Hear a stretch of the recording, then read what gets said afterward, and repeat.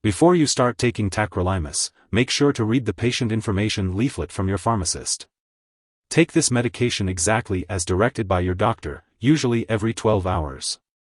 It can be taken with or without food, but it's important to choose one way and stick to it to ensure consistent absorption. If you are taking the capsules, swallow them whole and do not open or crush them. If you are using the granules, be sure to follow the manufacturer's instructions for use and use non-plastic cups, spoons, or oral syringes. Do not sprinkle the granules on food and do not prepare the mixture ahead of time. The dosage of tacrolimus is based on your weight, medical condition, lab tests, and response to treatment. It's important to take this medication regularly at the same times each day to keep the amount of medicine in your body at a constant level and get the most benefit from it. Avoid eating grapefruit or drinking grapefruit juice while using this medication unless your doctor or pharmacist says you may do so safely. And if you are pregnant or may become pregnant, do not handle this medication or breathe the dust from the capsules. Remember to consult your doctor if your condition worsens. Some common side effects of tacrolimus include shaking, headache, diarrhea, nausea/vomiting, upset stomach, loss of appetite, trouble sleeping, and numbness/tingling of the hands/feet. It's important to note that your doctor has prescribed this medication because they believe the benefits outweigh the risks.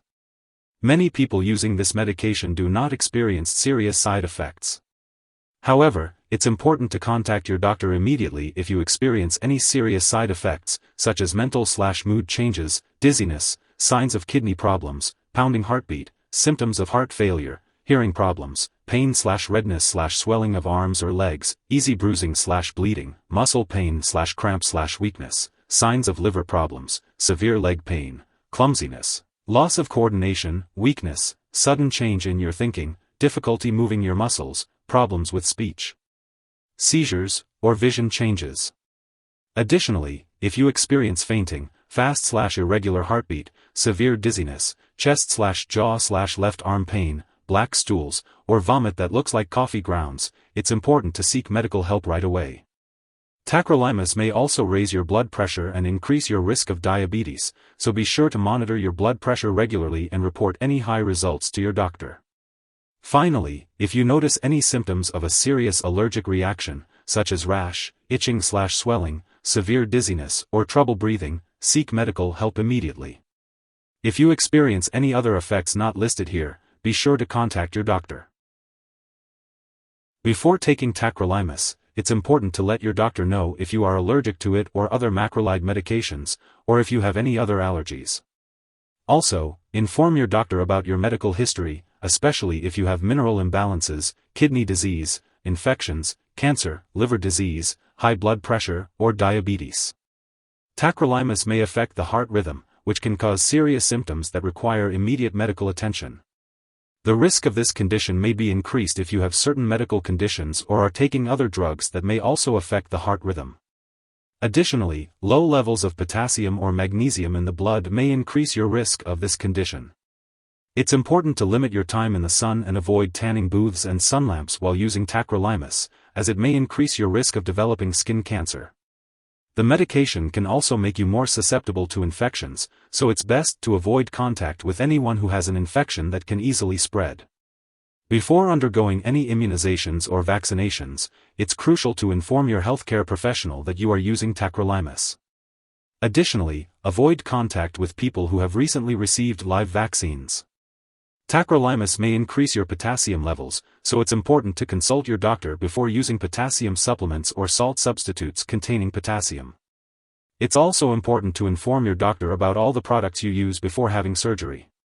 Women who are pregnant or may become pregnant should not handle this medication or breathe the dust from the capsules, as it can harm an unborn baby.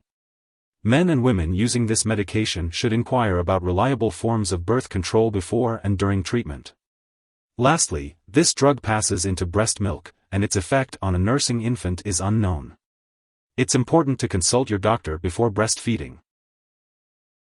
When taking tacrolimus, it's important to be aware of potential drug interactions that could affect how it works or increase your risk for serious side effects. Always keep a list of all the products you use and share it with your doctor and pharmacist.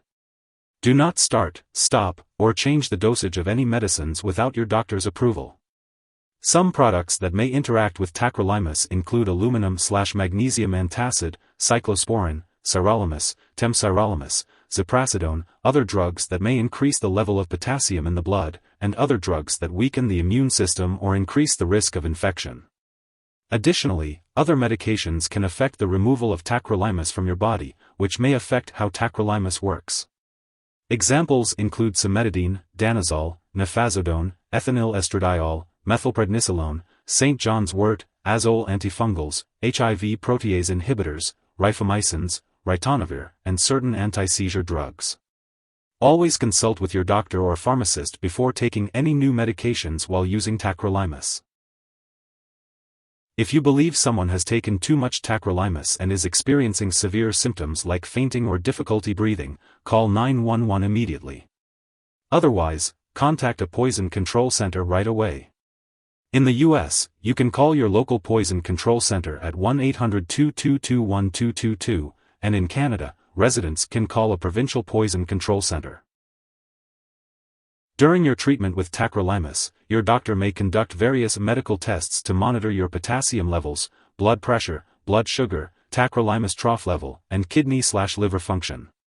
It's important to attend all your scheduled medical and lab appointments and consult your doctor for more details.